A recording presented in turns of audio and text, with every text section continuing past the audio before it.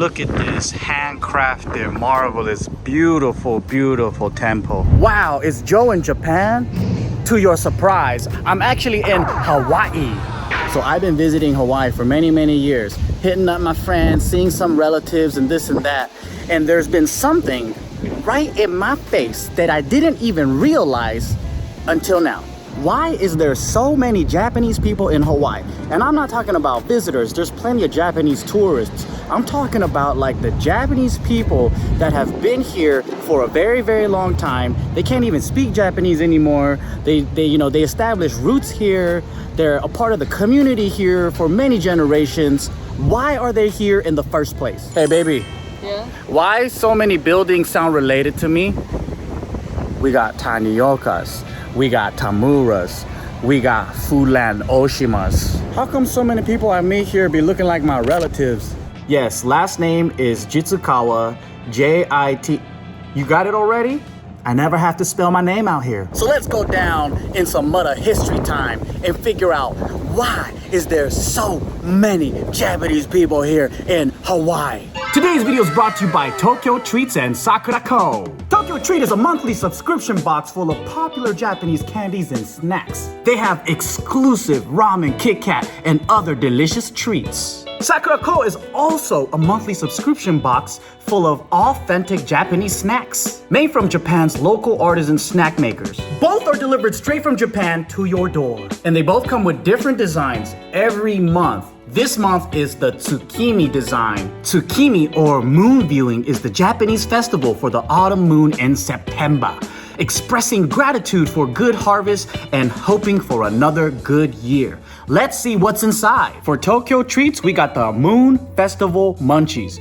Join in with me and celebrate Japan's harvest holiday and munch on seasonal and exclusive Japanese snacks inspired by Tsukimi, such as the salt lemon Kit Kats, Mannequin strawberry waffle, and the orange Mekong Mochis. I had my eyes on this one first and foremost. I don't know what it is, but luckily they provide you with this little booklet here, and it says it's a Texas corn pizza. And they let you know what the allergens are inside. They have dairy, soy. It might contain traces of wheat, egg, shrimp, and things like that. So good info. And on top of that, this booklet explains every single item that's inside the box. It's got like cultural facts and things like that. So it's pretty awesome. Oh, corn puffs like that covered in pizza. That's delicious. Next up, I wanted to try this Mannequin strawberry waffle. Right here it says Ichigo. That means strawberry in Japanese. Oh, it smells delicious. Oh, look at this. It's an actual waffle. That's delicious. That's so good. Oh, game over. So this is their orange Mekong Mochis, which means Mekong is like a tangerine, Japanese style, and mochi is like rice cake. Oh my goodness, look at that. Wow, I love that texture. Sakura Co theme is Kyoto Moon Festival. They're partnering up with the local Kyoto government. You can experience the cultural and culinary rich snacks of Kyoto, the birthplace of Tsukimi celebration in Japan, like the Yuzu Doraki and the Sakura Co exclusive treat, the Kyoto Moon Viewing Gaufret. All snacks pair excellently with this tea in this month's box.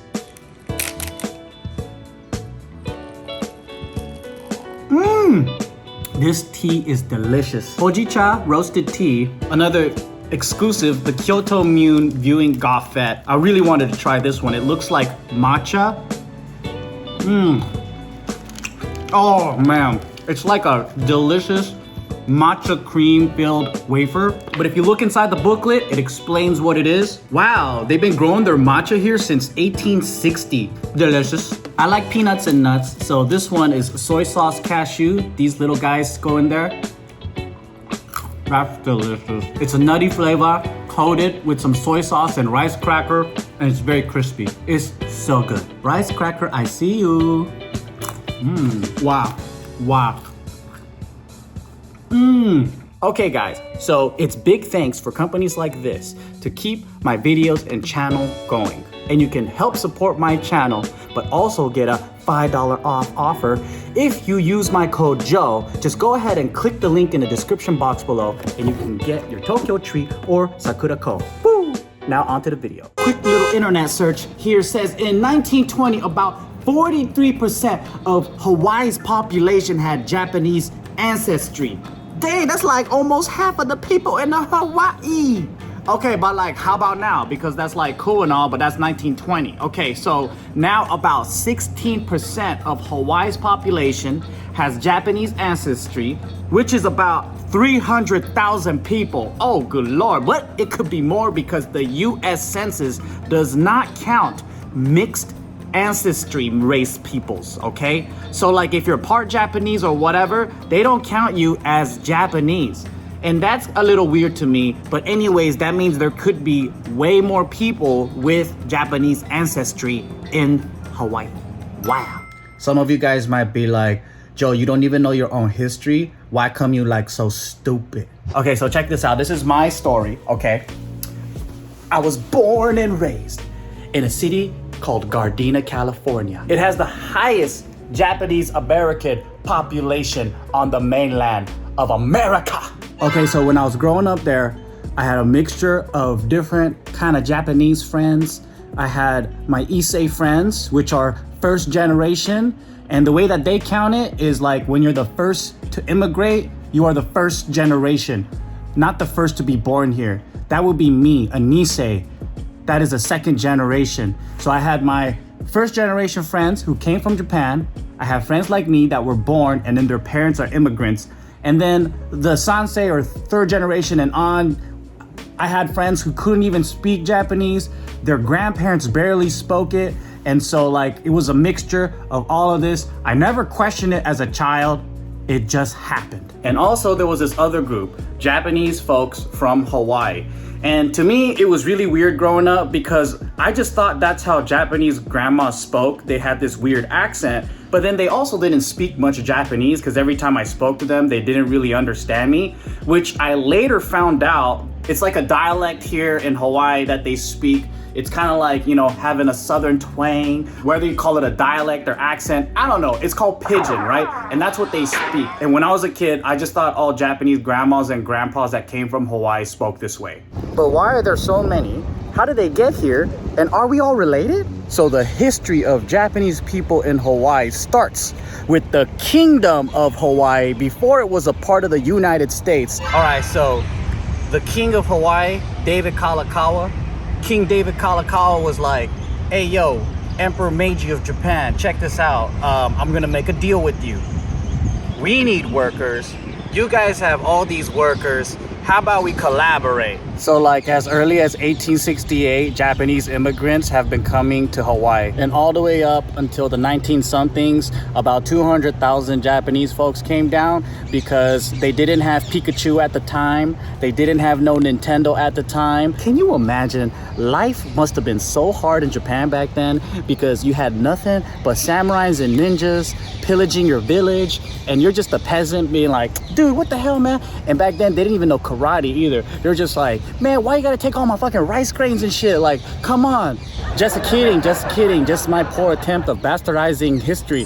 So here's my own assessment, right? During the Meiji era, that was when Japan was industrializing extremely fast. They were sending their best and brightest to Europe, America, and they were learning all this new technology and everything was trying to modernize, right? And during that time, when you industrialize, every nation that rapidly just gets into this modern place, they don't need a lot of farmers and peasants anymore because they find efficient ways to start farming. And so it puts a lot of people out of work. And now there's this abundance of labor. And now there's so many people that are just like, yo, I'm out of work. I need to live. I need to make money. What am I gonna do? So that's why a lot of Japanese farmers went to Hawaii, Brazil, the United States, and everyone that was a part of that wave, that was like the first massive migration out of Japan. But that's just my only assessment from researching history, just the little that I do. I have someone who is probably better qualified than me to tell this story, and it's someone who is a direct descendant from an immigrant that came to Hawaii. So one of my closest friends, Jeremy, who is also my business partner at Junbi, kind of surprised me with this Instagram post. It looks like this, okay, it's got like pictures like this, okay? And then I said, what? So I knew his mom was from Kauai, but I didn't quite make the connection that his ancestors went way back like this. Through my research, one thing is for sure. I don't know a dang thing about my friends, my family, my history, my culture, my community. I don't know a damn thing. And I think the real meta history is I should do a little bit of research on what I've been doing for the past several years of my life and why I've been living so cluelessly.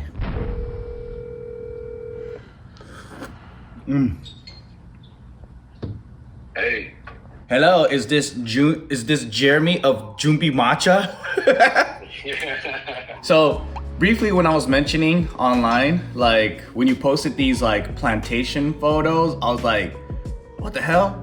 Your family's got a lot of awesome history in Hawaii that I had no idea. I'm in the same boat with you. I'm still learning about that history because it spans back 4 generations. So I'm 5th, I'm gonna say. Yeah, so there's a lot of history there. Wait, so there's 4 generations of your family in Hawaii? Yeah, they landed in Kauai. That's where they thought they would like change our family's future. They landed there, and that was like my great-great-grandfather. Damn, 1898, dude. Were they canning pineapples back then? That's crazy, dude. I don't know if they were canning them, but they were definitely farming them. Do you know what part of Japan they're from? My great-grandfather said there was a little more information there. Okayama. Okayama. So I got this photo here opened. This is pretty old school. Your whole family looks like ancient artifacts, man. So who's this dude in the middle with the mustache? Is that your great-great-great-grandpa that came to Yeah, Hawaii? exactly, yeah. That's the first gen, right, that came. And then to the left, you see a woman holding a baby. Yeah. A boy. Yeah. That's his wife, so that's the great-great-grandmother. And then to the left of her is my great-grandmother. Oh, so she's your great-grandma. Yeah, she's my great-grandma. The guy in the mustache, great-great-grandfather. Yeah. And then great-grandmother in the kimono. And my grandmother is not in the photo. So if you go to the next photo, we're standing in front of the pineapple field. Yeah, they're in front of the pineapple field. Someone can't frame the photo correctly, but... So in that photo, great-grandmother, right? The one that was holding the boy in the previous photo? Yeah, all the way to the left. Oh, so she's the lady that was holding the baby. So she's the great-great-grandma. Okay. Yeah. And then now, my great-grandmother is the one holding the baby. Oh, so the one that was in the kimono all upset. Yeah. Okay, and the baby here, that's your grandma. This is my grandma's sibling, so my grandma's brother. Oh, wow. So she hadn't had her kid yet. Not yet. She hadn't had my grandma yet, but she kind of popped them out just back to back. I think she had 7. One passed away at birth. Damn. Did your family like populate the island of Kauai? Cause damn, bro, that's a lot of people. There are a lot, and I was pretty shocked because we did attend a gathering in Hawaii. There's a photo of, it looks like they're in a convention center, but really that was, I think they're meeting in a hotel, and they were like doing a photo slideshow of all the family members. They have a property in Honolulu, and one of the family members still lives there and maintains this property. Wow. And so I wanted to actually, during our visit in October, actually go and try to check out this house. That's the great-grandparents. That same girl that was very upset looking in the first photo, this is her. She looks happy now. Yeah, she's happy now because she, at the end, she actually became pretty well off. She controlled the household. Wow. So she put all the kids through college. She even put my mom through college. And so that, for her, was like her life goal. What a sick ass immigrant story. So how does it feel to have these like roots to the culture here? Like the local culture, the plantation culture, and then like now that I'm opening up a Junbi on the island, when you made that post about it, I was like pretty shocked too to see how it's kind of like full circle with your grandma like moving to like Honolulu to like doing something. And to be honest, it's a new adventure for me. up until now, I didn't really take much interest in our Hawaiian roots. I didn't really look into it, and I think that's why, you know, right now it's such an exciting thing for me, because I'm actually finding that we do have deep history there, and opening Junbi there, it is full circle. You know, despite all the challenges that we've been facing, just getting back onto the island and opening a business there, I think that's what makes it worth it. You know, this is just the first of many things that we do on the island, but the history there is something that I'm looking forward to learning more about. And then, like, with each trip to Hawaii, just digging a little deeper into the roots. It just hit me, like, what would be pretty cool is once we establish Junbi and stuff, is if we could create some sort of like foundation for your grandma's legacy of like helping locals go to college somehow, or like furthering their education somehow. And then I think like if we can mix the two, that'll be like not only like being a part of the community and doing Junbi here, but then like also blending something that's a part of honoring what your great grandma did for the family, and it extends to people and the locals. I think that would be so sick if we could figure something out. I think that would be really dope. Yeah, and then we can tell the story of like how this goes full circle, where like she established something here, and then like now her descendants is coming back and then creating something. Because I know a lot of my friends who are local here, they can't afford being here, or like if they have roots here, they like go to the mainland to like work and pursue a better life. And I think there's so many people that want to come back to the island, but they get priced out of it or whatever. So I'm like, that would be really cool if we could like somehow help the community and the culture here like continue to like live. Hawaii's so different from the mainland, where it's like the mainland, it's so brand new. Hawaii history goes like way beyond like, you know, some of the cities and towns that were created on the mainland. And in some of them, the history was just like, oh, a railroad passed through here. Or like, you know, there was a watering like hole. So like when people were going out west, they stopped by to get water, right? Right. And it's still significant and all that. But then I think like it all was based on commerce, or like it was always based on other things. But here, I think like there's so much involved. It's a gray area. Like, is it really like a part of the states, and does everyone feel a part of that? And then there's just so much to it, and it's so far removed from everybody on the mainland. So I think it's just a crazy story that we need to like respect and give it justice. But it's cool because like it's like truly a melting pot where it's like so many different cultures involved, and it's really cool to see that. So you briefly told me that when we have our Junbi grand opening, you were also gonna come pay a visit, and you were gonna do like a ceremony of letting your grandma rest or something like that? It was a part of my grandma's last wishes to return home, and that's Kauai, the beach on the North Shore. I think we'll do it somewhere quiet, maybe find a quiet beach, or maybe even charter a small boat, just go out. It seems like Honolulu is really where she was able to like find herself. It's kind of like how all of us are. We move out of town to become adults and shit, you know? And you're kind of like bringing her back to the place where she realized her dreams. That's pretty sick. I actually also found a photo of her. So she is on the right side, on the left of the baby. So she's not holding the baby on the right. She's not holding the baby. Okay. She's the one right behind the baby. Okay. Yeah. And so we couldn't find too many photos of her, and I always ask, like, how come that is? Because we have a lot of photos of other family members. One, traumatic experience with her sister dying on her watch. Two, her grandmother, so I think this is great grandmother. I don't know if it's this one. I think it's on her father's side. So the one I sent you is on her mother's side, right? The photos that I sent you, that's all her mother's side. But on her father's side, that grandmother committed suicide. Oh God! She was the one that found the body. So yeah. Damn. So she's just seen so much death at a young age. And so that's why we've been trying to figure out how do we do this, but do it in a like a legit manner, and do it the right way. Yeah, those stories are so dang common. Like when you think about like that era, like everybody's dying all the damn time. Damn, this is fucking interesting, man. Thanks a lot for sharing your history, man. I think this was a big eye-opener, and it's pretty mind-blowing, and it was really cool. All right, dude. Thanks, man. Bye. Let's go eat! I'm at one of the oldest Japanese restaurants here called Sekiya. Opened in 1935. So old school. I love their menu, man. Look at this. Oh my goodness. Oh my good. Oh my good. Oh no, too much. Let's play a game of guess how much Hannah's clothes cost. So we have this wonderful shirt today. Wow. And that, guess what it is? It's not $20. Nope. Try $200. Nope. Try $1. Close. What is it? I think it was like $2. Oh my God, $2.50. Okay, how about the shorts? How about the shorts?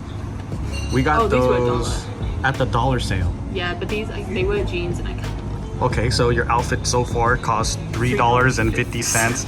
And then that hat we got at Walmart. I got one too. Well, actually we share hats. This was $8. $8, the most expensive item on your whole body. You know, I think my outfit is more expensive than yours. Yeah. So I got this shirt from Haliva North Shore, $40. I got this $30 watch from Walmart. This fanny pack I just stole from Hannah. And these Scots, I forgot. Away for free. Oh yeah, don't give away the feet. Blur out the feet. Blur out the feet. It's too horny. It's too horny. I think it was on sale, but it was like $20, so I already beat you. Dun da da dun. For recommendation, we got the sukiyaki udon, we got the beef teriyaki, we got the miso hornet soup, and we got the chicken katsu, my favorite. Let's go. I'm really hoping that I could taste the history here. So fun fact, I'm reading here the very first Asian American senator by the name of Hiriam Long. He was a Republican and he came out of the state right here of Hawaii. And the second Asian American senator is a Japanese American by the name of Daniel Inoue. They have an airport named from him. He is the highest ranking Asian American politician in US history. Looks like Hawaii played a huge role in Asian American history, like a massive role. So one big thing that stands out is I definitely don't feel like a minority here. Seeing all the Japanese history gives me the sense of belonging, even though I did absolutely nothing to contribute to this awesomeness. And I definitely do not deserve anything that they worked for, but I can't help to get this sense of gratitude and gratefulness toward the people who paved the way. And it's really inspiring to me because I'm like, how can I also contribute positively to this story? So like everyone talks about how the Japanese attacked Pearl Harbor, which is true, but what they fail to notice is there were a lot of Japanese Americans here on the island being terrorized by the attacks. Like the people that dealt with it firsthand were of Japanese ancestry. Like my uncle-in-law who grew up here, when he was a kid, after school, he would go help on his watercress farm right up there in Pearl City, and he remembers the day when Pearl Harbor happened. He saw all the bombs being dropped, and as a child, that's what inspired him to join the US military. And also it was a way for him to not only upgrade his life from being broke and poor, but to see the world and also contribute his time and his efforts for the US. So unfortunately, I couldn't interview him for this segment due to health reasons. But through my cousin, who's actually a partner of mine in Junbi that we're gonna be opening up right here in Honolulu, I found out that I actually have more relatives that I've never met before, just sprinkled all throughout the island, and maybe one day I'll run into one, who knows? So Hawaii has a super rich history. I feel like just by doing this video, I barely scratched the surface, and it was a really cool way for me to learn and share these thoughts with y'all. And through this whole process, I learned more about my own personal history and my friends. Let me know in the comments below if you enjoyed this first episode of Mudda History. Let me know, because sometimes you guys have amazing ideas and it gets me to think and it gets me to research and it makes me go, you know what? This should be a great video for all of us to enjoy. Till next time. Peace. Chuck E. Cheese for my birthday. Chuck E. Cheese for my birthday. Chuck E. Cheese for my birthday. Chuck E. Cheese for my birthday. Birthday. Chuck E. Cheese birthday. Chuck E. Cheese for my birthday. Chuck E. Cheese for my birthday. Chuck E. Cheese for my birthday. birthday, Chuck E. Cheese.